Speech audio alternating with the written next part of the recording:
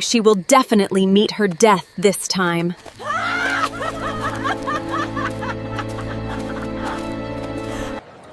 Days passed, and Ethan kept finding reasons to visit Nia. He visited the museum where she worked. They worked together after closing time. Slowly, they fell in love. But Bianca and Chloe became furious. "She's stealing him from us," Bianca said angrily.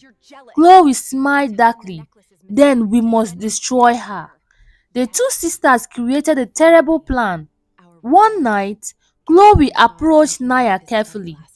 "Ethan wants to meet you privately tonight," she whispered. Naya's heart raced happily. "Really?" "Yes, at the old campaign office downtown." Excited and nervous, Naya went there alone. But when she entered the dark building, she froze. Inside stood a married journalist named Marcus Reed.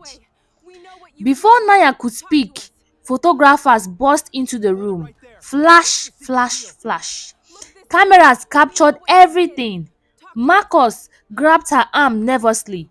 "I'm sorry," he whispered. "They paid me." The next morning, the scandal spread everywhere online. News headlines called Naya a homewrecker. People insulted her online. Her workspace suspended her. Even Ethan stopped answering her call. Then came the worst moment of all. Her mother looked at her with disgust and said, "You ruin everything you touch." Naya's heart shattered completely. She locked herself inside her apartment and cried all night. Meanwhile, Ethan prepared to leave the city forever. He believed Naya had betrayed him. But before leaving, Ethan's old security chief secretly handed him an audio recording. "You need to listen to this," the old man said. Ethan played the recording, and suddenly his entire world changed. It was Bianca and Chloe confessing everything: the trap, the fake scandal, the lies. Then Ethan had something even more shocking. Bianca laughed and said, "Just like Naya's father, she was too honest." Ethan froze. Suddenly, he realized something terrible.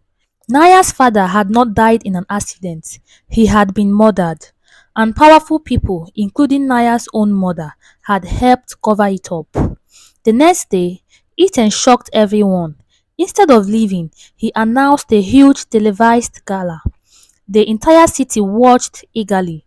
Bianca arrived smiling confidently, believing Ethan would finally choose her. But Ethan had other plans. The ballroom glittered with lights and cameras. Then Ethan stepped onto the stage.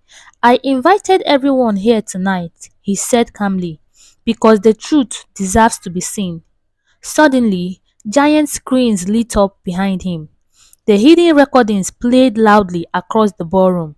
Everyone heard Bianca and Chloe confess. Gasps filled the room. Vanessa's face turned pale with fear. Then another recording played, this time exposing the corruption and murder connected to Naya's father. People screamed in shock. Federal agents stormed into the ballroom. Bianca cried as officers handcuffed her. Chloe collapsed shaking. Vanessa stared at Naya with tears in her eyes. "I was afraid," she whispered. Naya looked at her quietly. "No," she replied softly. "You were selfish." For the first time in years, Naya was no longer weak or afraid. She finally saw her true words. Then Ethan walked towards her, slowly in front of everyone.